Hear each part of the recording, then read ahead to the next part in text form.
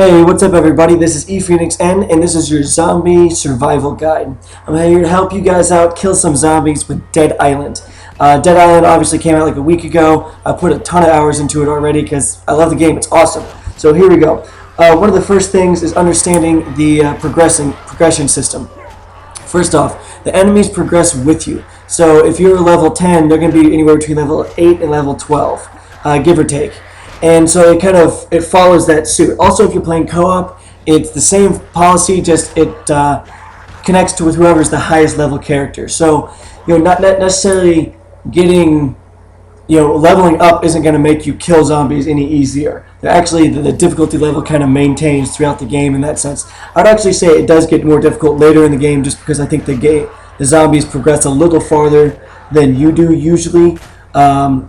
You definitely need to make sure you do looting to get some good weapons on that, because you're definitely going to need it. All right.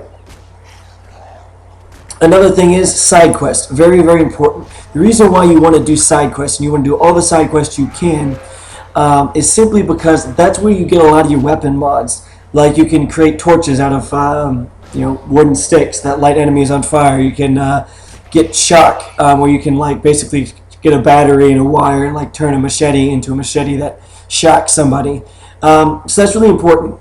So you want to make sure you do a lot of side quests, because a lot of those really good weapons / really good mods, when you create your own weapons and modify your own weapons, those come from side quests. Some of them come from the main quest as well, but a lot of them come from side quests. So it's definitely something to pay attention to. And usually the early on, some of the best weapons you get for the first 10 levels or so are definitely going to be more in side quest related than they are going to be in just running around killing zombies.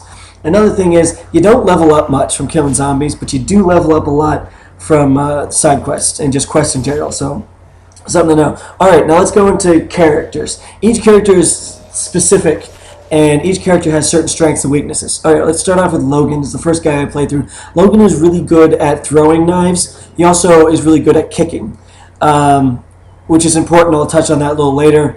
But so that's kind of where his main strategy lies. He doesn't have very good stamina, but he's really good at throwing, and he has decent health. Now on the other side, there is Mei Lane or something like that. I forgot her name, but the Asian chick in the game, she is really fast. She has a lot of stamina. She can run around like crazy, and she's really good with knives. So she's really quick, and she's just really good with knives. She gets an extra bonus with knives, where Logan gets extra bonus for throwing things.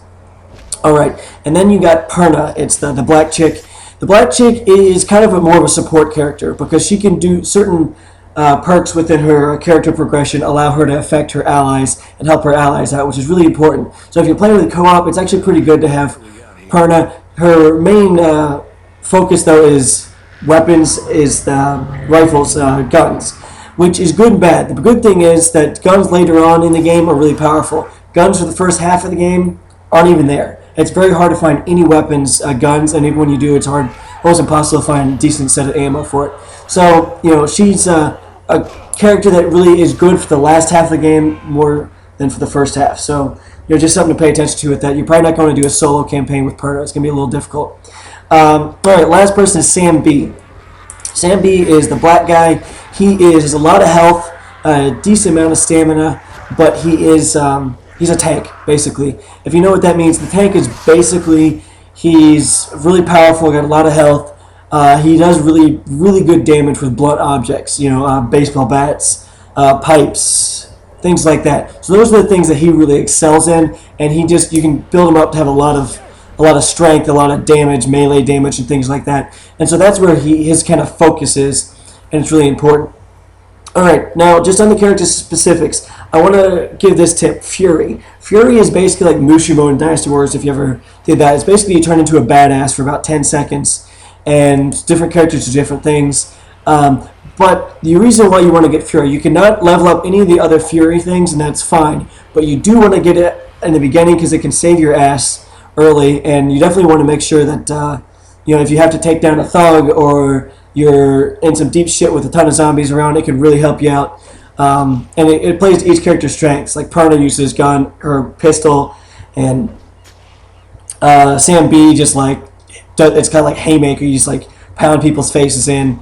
The Asian chick, knives, and Logan is throwing with his Fury. So it's character specific as far as each Fury, but it's definitely something you want to invest in, at least as far as unlocking the Fury.